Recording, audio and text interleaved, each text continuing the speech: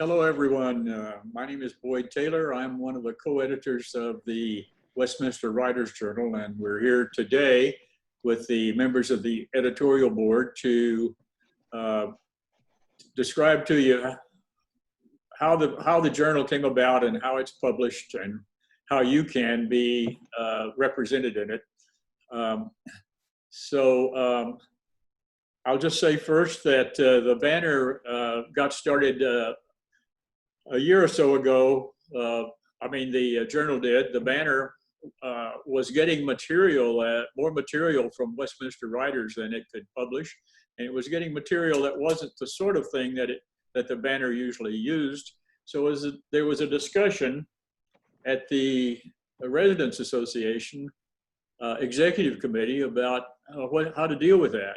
And Mike Roach, who was a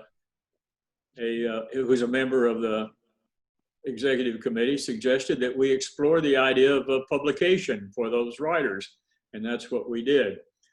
So the Residents Association agreed to form a journal committee, and Westminster, Chuck Borst, executive director of Westminster, agreed to subsidize the publication of the first edition of the journal, which we appreciated very much, with the understanding that the proceeds from the sale of the first edition would go to print future editions. So after that first seed money that we got from Westminster, the journal is self-sustaining. So many of you have seen, I'm sure, our first edition, our spring edition, and it's I think been very well received.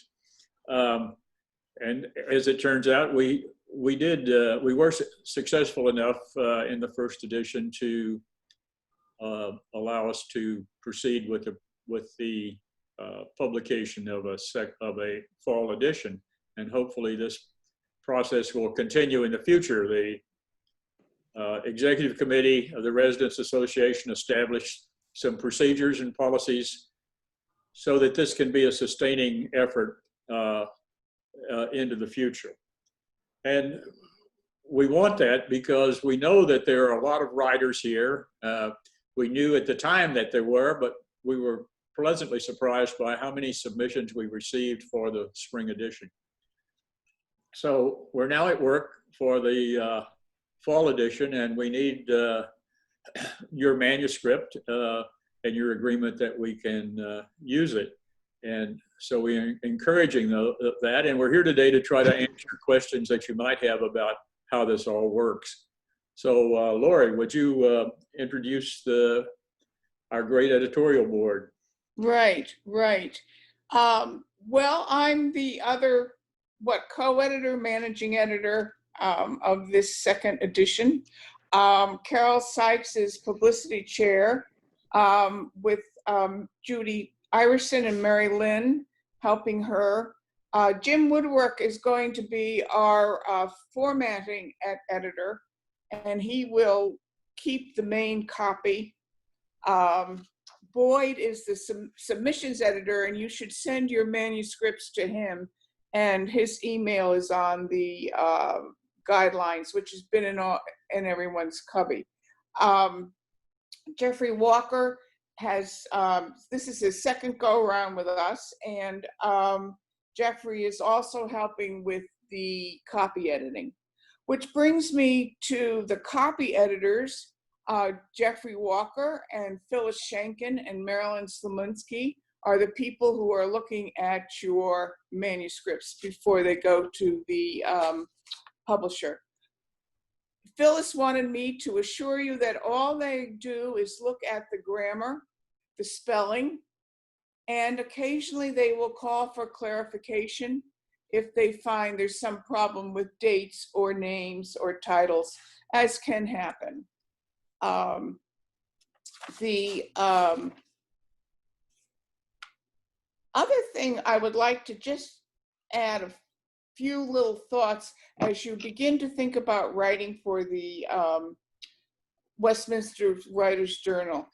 In 2009, I was able I had the wonderful opportunity of interviewing David McCullough, and he was presenting at Chautauqua Institution, and one of the things we talked about was the art of writing.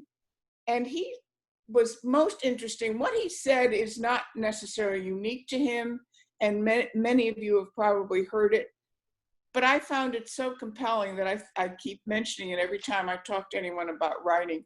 And the first thing was, you have to think about what it is you're writing. Number two, put it away after you've written it.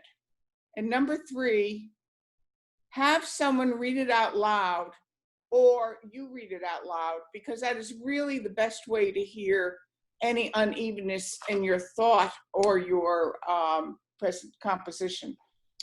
So that's all I have to say, and I'm going to turn it over now to Judy Iverson, who's on our publicity committee. Judy, don't disappear on me. Yeah, I just disappeared. Please come back. Please come back. Roger, What? I just disappeared. My husband, the technician, why would I disappear? Well, while you're coming back, maybe we could move on to Mary Lynn. Yes, She's that's also, a great idea. Mary Good Lynn. idea. Yeah. we'll Yeah. come back, Judy. Thanks. We're talking about publicity and marketing, and you've probably seen the reminders that Judy put in the elevator, so you won't have those to remind you. I think a lot of people like me are procrastinators and think, well, that's something I'd like to do one of these days. Well, we don't have a whole lot of days. The deadline is August 15th. So we really want to encourage you to get your story on paper and turned in. I do know that once this is published, it will look so professional. You'll be very proud to have your piece in there and have your name there. So I really encourage you to think about this and enter your submission. Mary Lynn, we see your desk so we can tell you've been working. Yeah, I Your just desk is realized, over your shoulder. no, it's just I'm a little messy. That's good. That shows you're working. So, Go back to Yeah. Judy, shall we? Are you ready for me? yeah. Yes, yes. Okay. Oh, Where have you been? I don't know, it looked like a cloud. I don't know where I went. I'm talking about the submission, and it is August 15th, and that's a little less than a month away, so you've got time to write something if you haven't started, but you want to get started. And one of the things that's really important, you will need to have Boyd Taylor's email in order to submit, and I will give you some pointers of where to find that.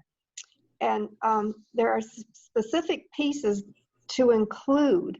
You'll have your manuscript, and on your manuscript you'll want to put some information, and that would be your name, apartment number, phone, and email address, and the title of your manuscript, and then whether it's fiction, nonfiction, memoir, poetry, and the word count. All those are really important to put with your manuscript.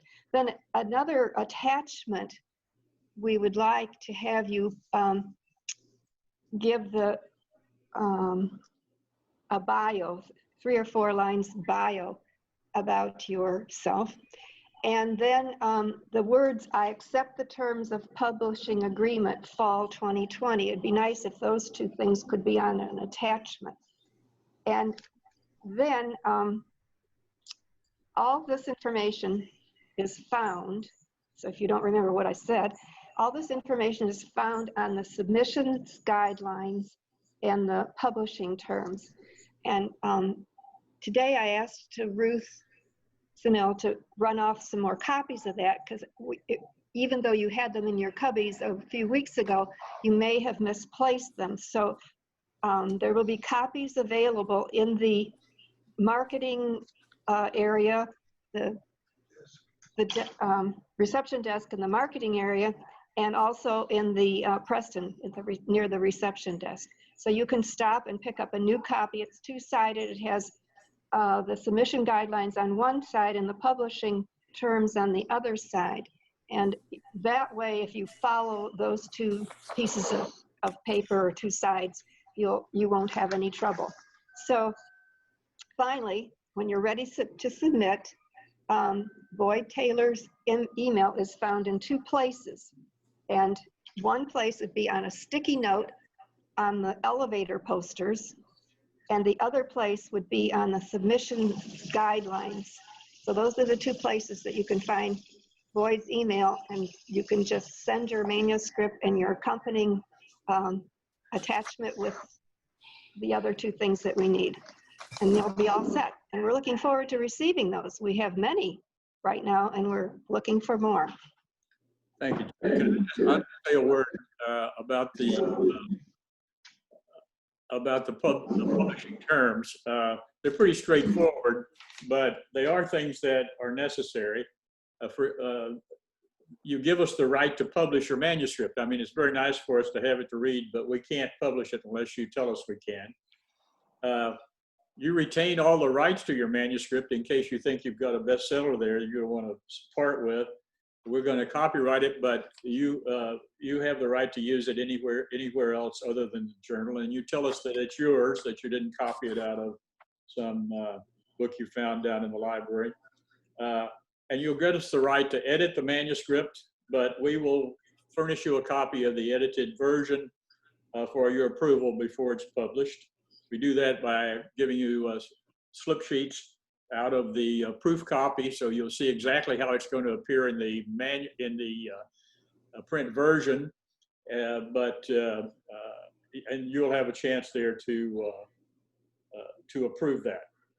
And then I'll say that we want to publish all the manuscripts that we receive, but in the event for some reason we can't publish yours, if it's going to be delayed, we'll let you know. And if there's some reason that we can't publish yours because of the submission guidelines or for some other reason, we'll notify you.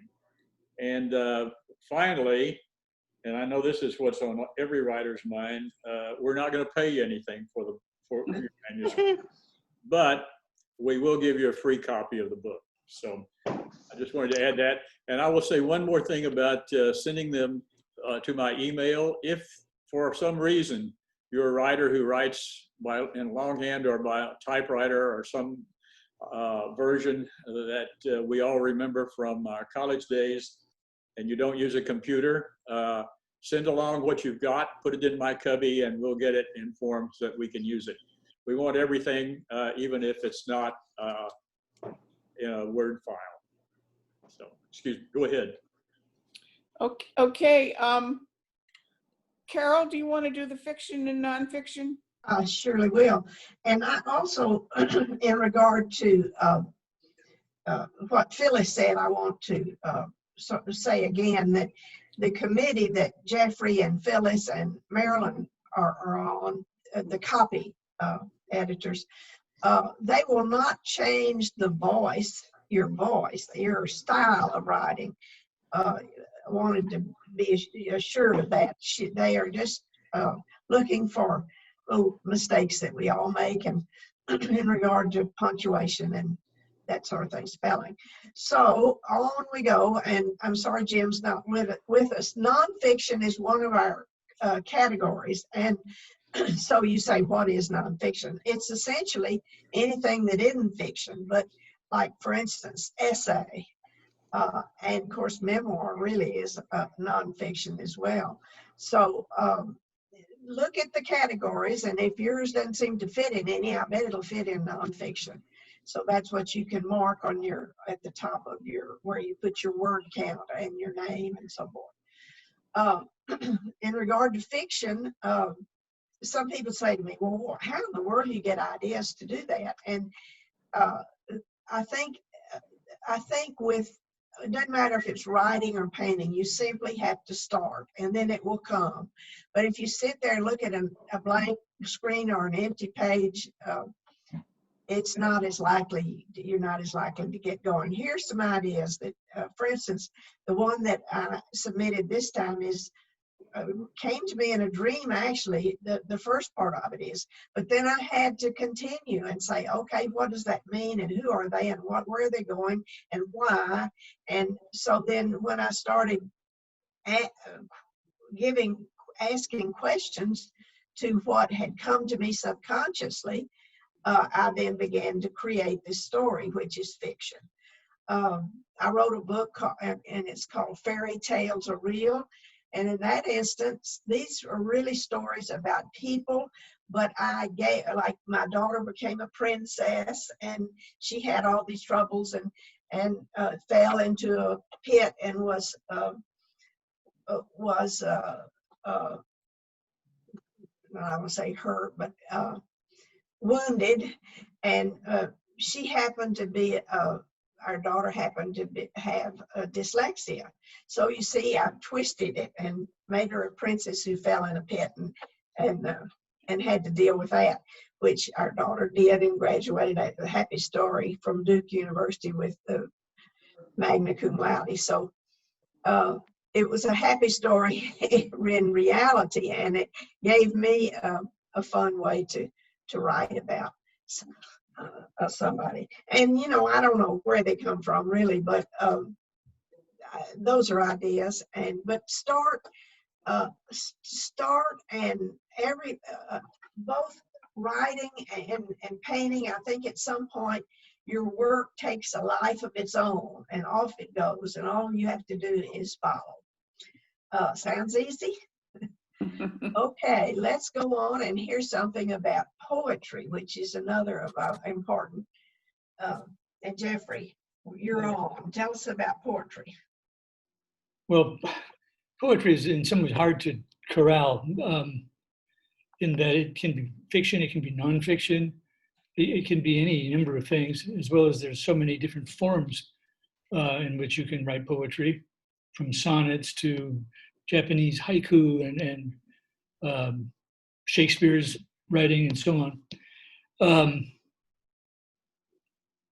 One advantage of writing poetry is that it's short, at least the kinds we have now. So you can have a complete piece of poetry that makes its point or says what it wants to say and does that in a sort of clean, concise way. And then leave the response to the audience. So it really, if you haven't done much poetry, I still encourage you to try. And I guess that's mainly what I have to say. Certainly, you've gotten good information from the other speakers before me. So I'm going to say that's it for me. Jeffrey, Well, thanks, Jeff. this is Boyd. You're one of the copy editors with Phyllis Schinken and Marilyn Slinsky. How is that going? Oh, it's going pretty well. We're getting a lot of what I would call it in terms of text editing, clean, very clean manuscripts. But we are there to catch anything you may not have noticed and put it right. So it's not a judgmental kind of process. It's more of a maintenance kind of thing. So we I think probably the count is 15 now. I think we have 15 submissions. Is that right? yes, we have about Lloyd? already have about I think we have 15, Jeff. Is that right? I think that's right. Yeah. It's last year we published I think 30 pieces, 33. Yeah, with about 30,000 words, and it looks like we'll have a really good volume this fall with a good mix, a lot of variety, well representing Westminster and its residents. Anybody else have any comment they'd like to make? Could I just add on to the bit about poetry? The first edition, we talked about 1 to 5 poems as a submission. This is in the second edition, it's 1 to 3 poems for submission. So if you please just send 3. But send them. We want. Yeah. Yeah, send all 3. And Carol, do you have anything you want to add? I think that pretty well covers it. I would like to add this. Ruth will take a recording of this and play it on 1890, and we'll post that and try to let you know when. If you know of anybody who did not come on, obviously that we had 2 or 3 that, and they I guess changed their mind. So we're going to allow people to catch it on 1890 and learn a little bit about what we've said. I hope it's been helpful, and we thank those of you who are who will come on and catch it on 1890. Okay, thanks. Yes, thank you. And if you have questions that we didn't answer, feel free to call any one of us, and we'll provide you the answer, because we want to make this process as easy for you as possible, but because the writing is something that you're going to be devoting yourself to, and so we don't want you to have to worry about what happens with the rest of the process. We'll take care of that. Those of you who saw our spring edition, you'll recognize it. And I'll say that there's still volumes available at the little store, so you can buy it there and put it on your Westminster account. And Nancy Simmons is not with us, but she is our cover artist and did just a great contribution to the way it looks, the typeface and the format and so forth. And so thanks to Nancy. We're hoping that she's going to be able to do that same job for us on the fall edition. We haven't selected the cover yet. So, the process, I just say a word about the publishing process. After the submissions are copy edited, they go to the formatting editor, who is Jim Woodrick, and he maintains the master file with all the pieces, and then this board, the editorial board, will select the pieces that go in this edition, the fall edition, and we'll try to do it with an eye to the mix, the variety, different representing Westminster at its best. If we have too many submissions and we're unable to use them all, we will carry them over to the spring edition in 2021.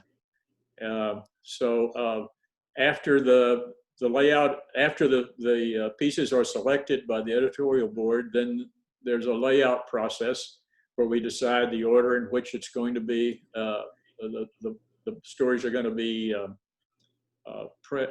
printed, the table of contents and the author's bios in the back, and all the stuff that goes into making it a book, as agreed to by this committee, and then we send it to our publication formatting resource, which is a small shop called Author's Assistant, run by Danielle Hartman, and she gets it ready for publication, and it's sent then to Amazon. We used Amazon's platform last year, and last time. I suspect we'll do the same this time. And they then print the book, and they give us a proof copy, and that's the copy that I mentioned. You'd be able to see your piece and for a final edit. And then when that's done, then it's released for publication. And our hope is, with an August 15th deadline for getting the material, and 1 month then for this editorial board to do its work, it will take Danielle and and her helpers another couple of months to get it ready. And so it should be, our launch date, we're hoping, will be middle of October. So that, I mean, middle of November, which will be a good date for publication of the fall edition. So that's the process. If you've got any questions about it, call us, let us know. Be happy to talk to you. Okay, anybody else? I want to thank you all for being here, and we'll see you around the campus.